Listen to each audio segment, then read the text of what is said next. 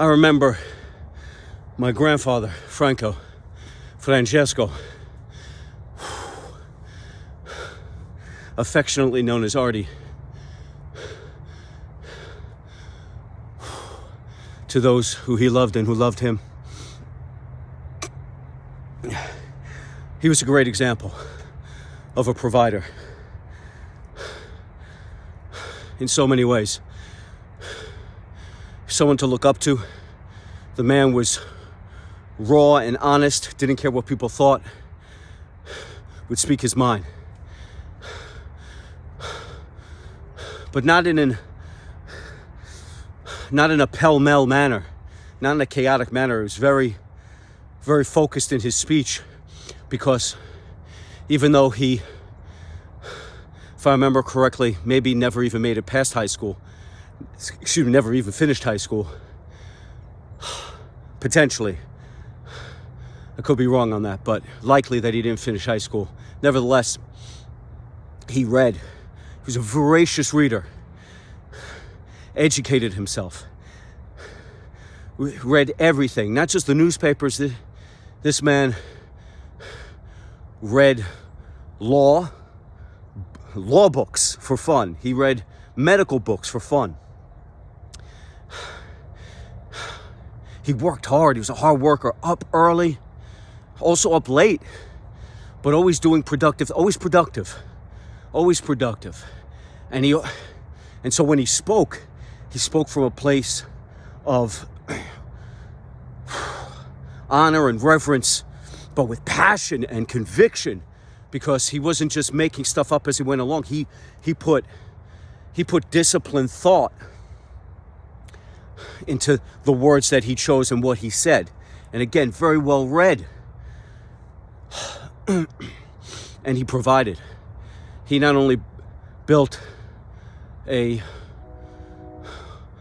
good, prosperous household for him and his wife and his daughter, he also provided for me and my brother and my mother when we needed it. And that was often. But he was there. He provided a lot, not for financial support, but also, he would take my mother to the doctor, take my mother's dog to the doctor, he'd take my mother wherever she needed to go. He would take us wherever we needed to go. If we didn't have a car, he had a car. He would make us meals. He provided in so many ways, and he provided an example. Hardworking, disciplined, prosperous man, strong in his convictions, well-read, healthy, took care of himself.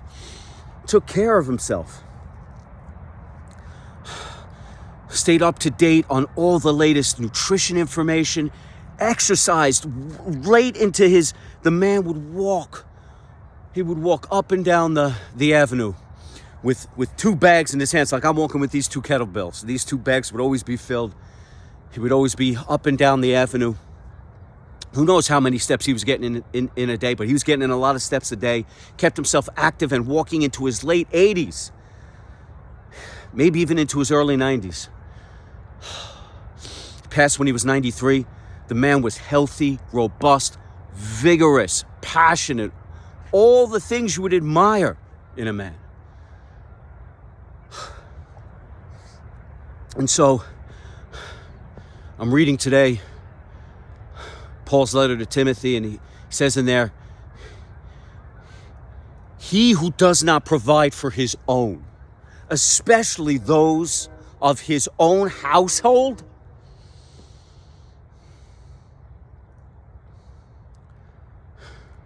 is rejecting the faith and is worse than an unbeliever. I'm paraphrasing here.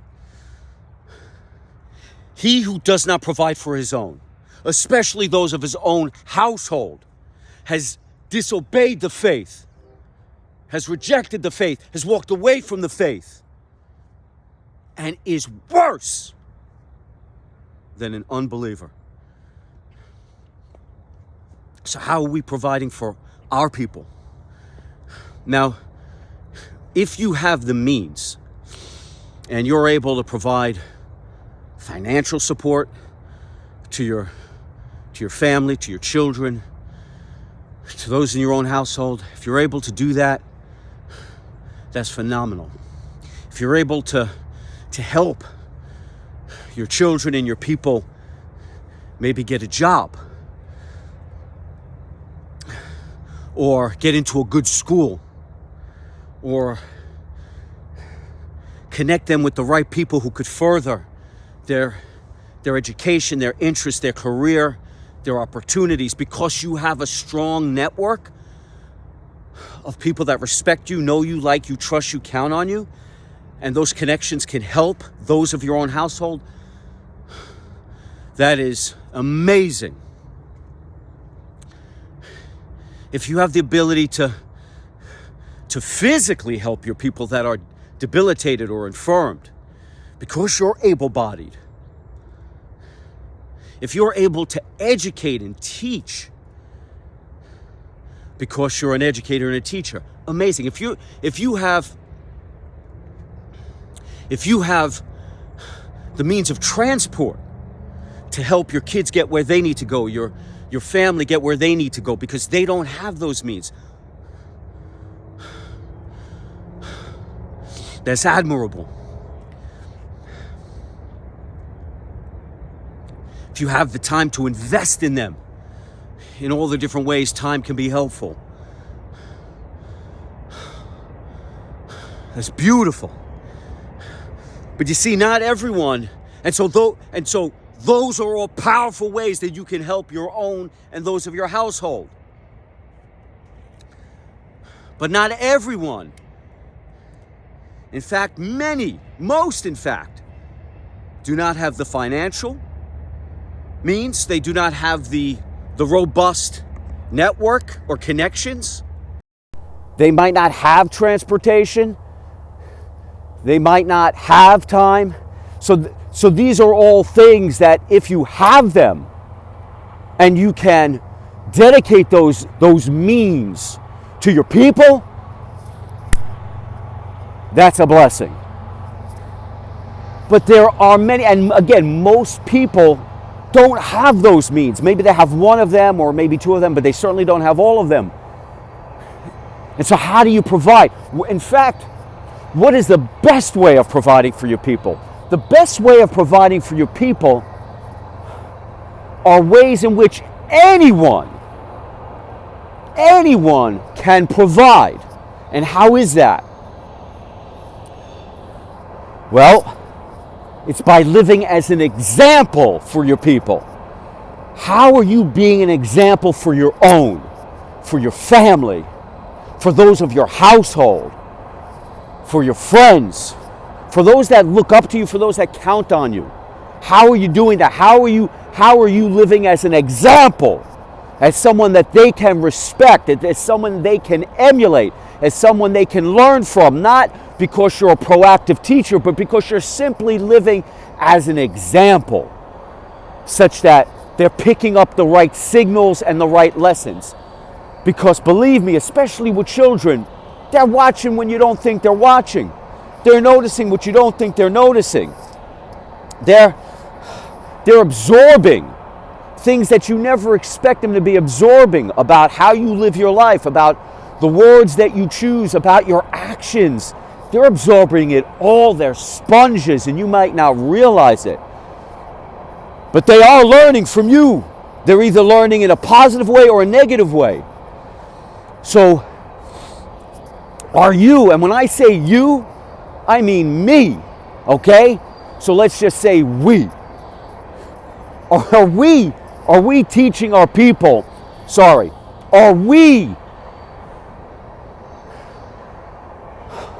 do we fear Yahuwah and love Yahuwah? Do we love Yahuwah, the Most High, the Supreme Elohim, He who breathes life, He who creates, He who brings into existence?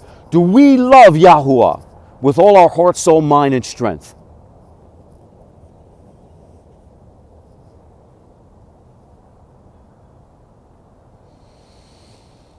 Are we nourishing our hearts, our souls, our spirits with the life, the way, the truth of Hamashiach, the Messiah, Yahusha, the Most High who delivers, the Most High who saves, the Most High who redeems. You know, they say, teach your children to be God-fearing and God-loving.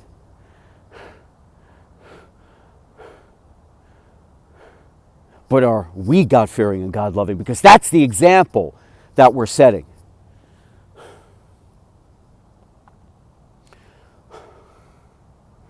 Are we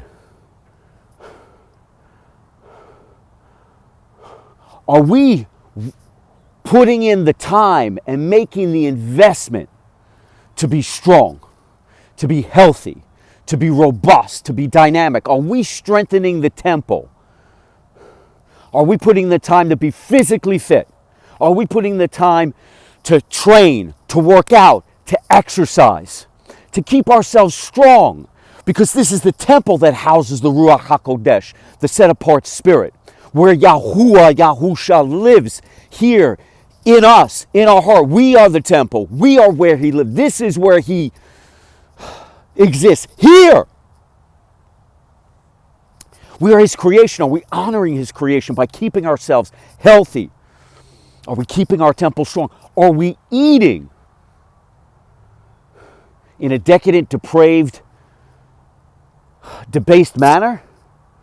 Or are we eating Yahuwah's food? Healthy, strong, robust, dynamic, living foods. Foods of Yahuwah, not man-made, manufactured, toxin, poisonous foods. Because you want to teach your own, you want to teach your people, you want to teach your household to be healthy. You want to tell them how to eat. You want to tell them that they should exercise. Are you living those principles? Are you living that example? Because they're far more likely to be God-fearing and God-loving. They're far more likely to seek out Yahuwah, Yahusha, if you are seeking the kingdom of Yah. They're far more likely to participate in being fit if they see you living out that example. They're far more likely to eat healthy if you're eating healthy, for nothing more than a lot of the foods you have in the house are the right type of foods, the foods that bring life, the foods that bring strength, the foods that bring robust, dynamic, intense health.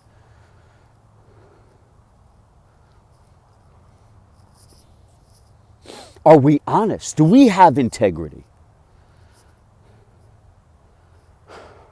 Do we have credibility? Or do we lie? Are we deceitful and dishonest?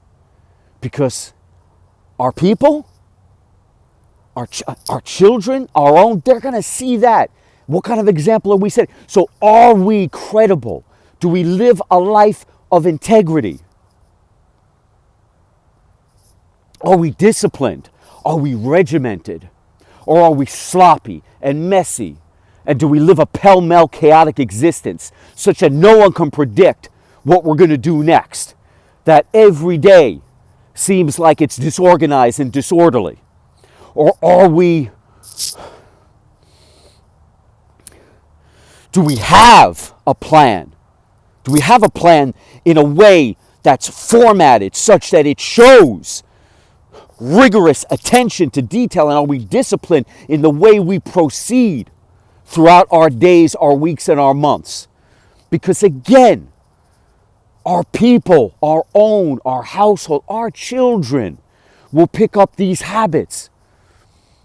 You want your children to be regimented, organized? You want them to be disciplined? You want them to be focused? How are they ever going to walk a straight and narrow path unless we are? So again, a lot of the time you think about what you should be teaching your children, or what you should be giving your children, what you should be offering your people. There is no better, there's nothing. And again, if you have means of financial support, of physical support, of educational support, of networks, these are all amazing. And you should be sharing these with your people. But again, not everyone has this, but everyone can in some way, in some way, no matter their circumstances, can live as an example. Because what are we reading? Do our children see us studying? Do our children see us reading? Do our children see us putting our minds to things such that so that they see us seeking to better ourselves, with the right, productive, wholesome materials that are going to better our knowledge, better our abilities, strengthen our capabilities, increase our skills so that we can be a better provider? Do they see us doing these things? Investing our time in building our bodies, building our health, building our minds. And certainly, as I said from the get-go, building our soul, building our heart, building our spirit. Because from that all other things spring. Because when you love Yahuwah with all your heart, soul, mind, and strength, you're going to keep his commandments. When you follow and live the way, the truth, and the life of Yahusha HaMashiach, the Most High, who saves and delivers and redeems, you're going to love your fellow man as you love yourself. Which, all of those things right there, that's the cornerstone. That's the keystone. That's the foundation, because from that well, all good, productive, honorable things spring. And you will slowly but surely you'll realize you should be living as an example. Because again, you want to nurture your people the way you nurture yourself. You want to take care of your people the way you take care of yourself. You want to provide for your people the way you provide for yourself. But then it makes you look at, how are you providing for yourself? How are you nurturing yourself? How are you building yourself up? Are you building yourself up in a way that your people would be proud, that your people would look to for an example, that would allow your people to be inspired, motivated, encouraged, cultivated? You start realizing you have a place in this illusion. This illusion is a false reality, but it's a test and a challenge to see how you overcome the obstacles of evil, indulgence, temptation, corruption, sin, negativity, how you deal with psychic vampires, negative influencers, haters, detractors, how you repel Satan, Lucifer, the devil, and the demons of this world. Do you wear the armor of Yah because your faith in Yahuwah is rock solid and you love him with all your heart, soul, mind, and strength? Such that when wearing the armor of Yah, you become impervious. Are you filled because you live Hamashiach, because you live in Yahusha? Are you filled with the Ruach HaKodesh, the set-apart spirit, such that you wield that spirit as a sword that demolishes all darkness and negativity, such that you can walk the righteous path, the justified path, the sanctified path, the true and honorable path that leads to kingdom come? Are you filled with his healing love, his healing light? Does it shine down on you and heal you? Does it burst forth from you such that others see, and it provides an example such they know that if you can be saved, a wretch like me can be saved, then they can be saved, because you were once where they are now. You were hopeless. We were sinners. We were evil. We were addicted to alcohol. We were addicted to drugs. We were addicted to all forms of malevolent entertainment. We all have been negative. We all have been jealous and envious. We've all had financial crises, health crises. We've all had tragedies. We've all been manipulated. We've all manipulated. We've all tried to control people and circumstances and outcomes. We've all longed and thirsted. We've all been frustration. We've all been frustrated and anxious. We have all been beset by evil and have become evil. We have clawed and scratched and cannibalized our way to make some semblance of something on this earth that we could call our own, and only in so doing we have defiled ourselves, depraved ourselves. We have sought dominion over others, conquered others, looked to crush the others at, we've gotten ahead at the expense of others. We have done all manner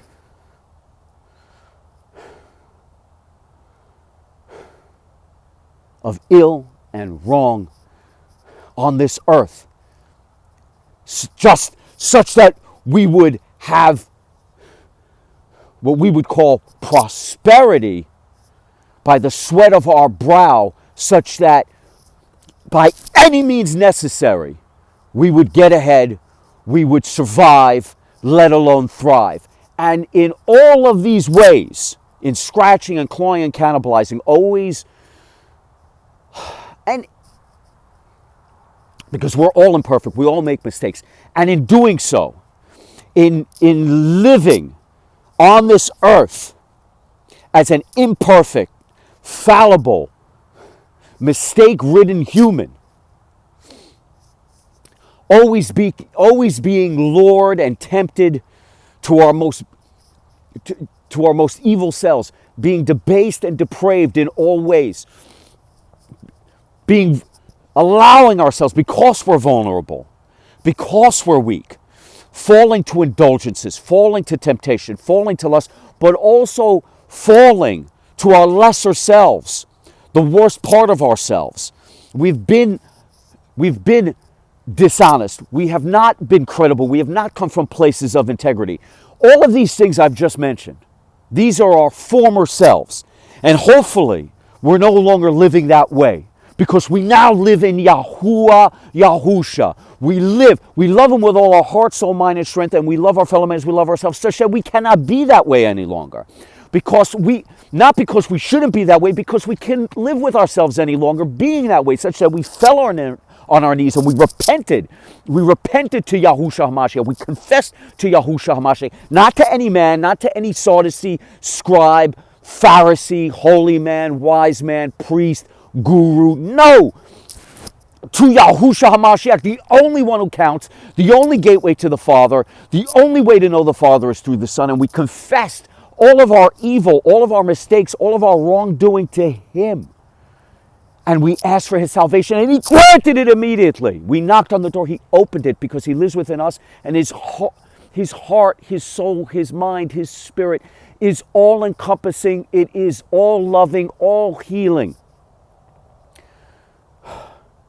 And He wants nothing more than for us to be redeemed and for us to walk with Him, not to walk in darkness. And so much so that He died for us, while the demons of this world would have you suffer, tear yourself to pieces, and absolutely destroy your honor, destroy your soul, and destroy yourself, destroy your integrity, destroy and defile everything that's good about yourself, so that they may live, because misery loves company. But in Yahusha we are redeemed. And then in praying to Him in this manner every day, and on how grateful we are for His salvation, all that He's filled. Because once you do that, all is revealed to you. All the answers you sought for throughout your whole life, everything that you've been looking for, all the longing, the hungering, the thirsting, the never being satisfied, never being gratified, never being thankful, never having enough, never knowing the answers, never always wondering, what does it all mean? What does it all come to? Who am I? What is my purpose? And even when you got to the top of the mountain, where it was that you thought you would be happy, when you got there, you realized, what next? What now? Where do I go from here? You only to realize you're at the top of a mountain, but really just at the bottom of another, because it never ends when you're not in Hamashiach. But when you're in Yahusha, when you are saved, when you are redeemed, when you are forgiven, you receive more than you could have ever asked, such that your cup runneth over, and you have to share. Not because you have, because you are compelled to. You're compelled to. Your cup, you have so much now in your life, so much goodness, so much healthy energy, so much of His healing love, that you want to pay it forward. And all has been revealed to you. All the answers you wondered about, you sought, that you were frustrated because you can never find, now you know them all. He reveals all to you. All of it. All you have to do is seek, and you find the epiphanies, the revelations. Doesn't come without education. Doesn't come without you nourishing your heart, your soul, with the gospel, with the good news, with the parables, with the phrases, with the word, the way, the truth, and the life of Yahushua HaMashiach, with the new covenant. But in so doing, all is revealed to you. And so we turn away from that old life, because we're revised, reconstructed, renewed, refreshed, and reborn once again in His image. Originally in His image, cast out of paradise because we were misled by our weaker selves, our evil selves, our decadent selves got the best of us, and we were misled by the serpent, and we were cast out of paradise, only now to be saved and redeemed in Hamashiach, because he sacrificed all for us, given another chance, paying a debt we could never repay. And now, having the opportunity to know the Father, to truly know Abba, to truly know the Most High, and in so doing, you want nothing more than to love him with all of your heart, soul, mind, and strength. And to love your neighbor as you love yourself. And in so doing, you realize, again, right there, that is the well from that all things spring from, because then you're surrendering. You're no longer seeking, you're surrendering. You're no longer trying to control, you're surrendering. You're no longer trying to manipulate, you're surrendering to Yahushua HaMashiach and asking his guidance, and he will provide it. He will provide it more than you could ever imagine. He will fill you with the Ruach HaKodesh such that you are animated, such that you are motivated and inspired and alive for the first time. Before your soul was dead, your heart was hard. Now you're alive. You are alive because you are reborn, truly alive. You no longer perish, you live forever. And it begins now, and the law is no longer written in stone where it is dead and it only reveals sin, corruption, and penance. Here, with the new covenant written on your heart, it has everlasting life, and it reveals the way, the truth, and the life. It reveals healing, it reveals peace, it reveals solace, it reveals joy, it reveals everlasting life. And the kingdom of Yahuwah is for believers, it is for the faithful. And so you surrender to Yahusha, and he guides you on how to live your life in a manner that pleases him most. And in the manner that pleases him most, if you can imagine, you're living your life in a way where you love Yahuwah with all your heart, soul, mind, and strength. You love your neighbors, you love yourself. Again, there it is, the cornerstone, the keystone, the foundation. And from that, all things spring, because in living that truth and in surrendering to Yahushua HaMashiach and asking for his guidance and his direction so you live your life in a manner that pleases him most, you walk the path to kingdom come, to everlasting life, everlasting healing, everlasting peace, everlasting joy. And it goes beyond that, because when you cross over, you're once again in paradise. And he lives among us. The great resurrection, it is coming. Where will you be? What side will you be on? Don't wait till you cross over and knock on that door, because it won't be answered. Here, in this test, in this challenge, in this hallucination, in this mirage, where you think you live your truth, live your best life, live like there's no tomorrow. No, this is a test. This is a test. Rise to that challenge and be filled with the Ruach HaKodesh so you can surmount that challenge. You knock on the door now, it's instantly answered, and he saves you. You knock on that door then, you will hear the worst words you've ever, it'll be a gut-wrenching feeling that you get when you knock on that door, and what you hear is, I knew you not. And you hear what's going on behind that door. The everlasting love, the everlasting peace, the everlasting joy, the everlasting healing, the everlasting life. You hear it, but you no longer have access to it. Because when it counted, you turned away. When it counted, you rejected Yahuwah. When it counted,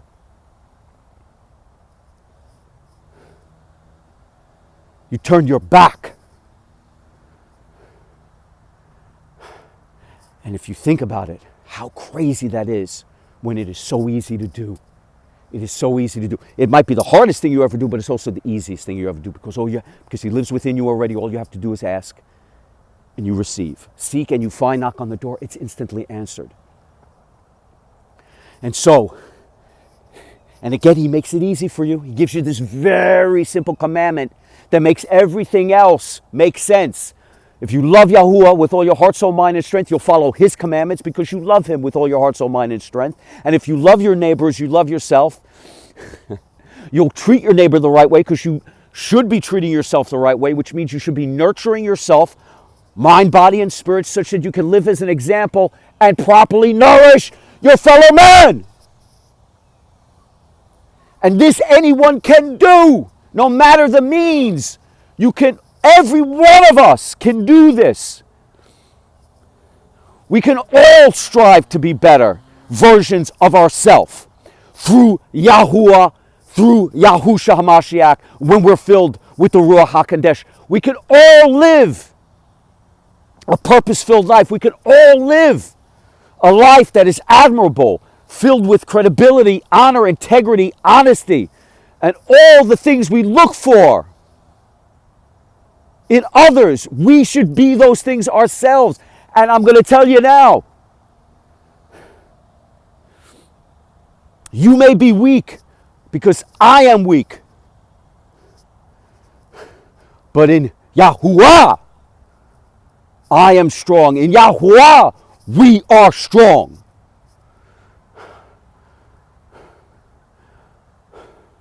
We may be physically weak, but in Yahuwah, we are strong.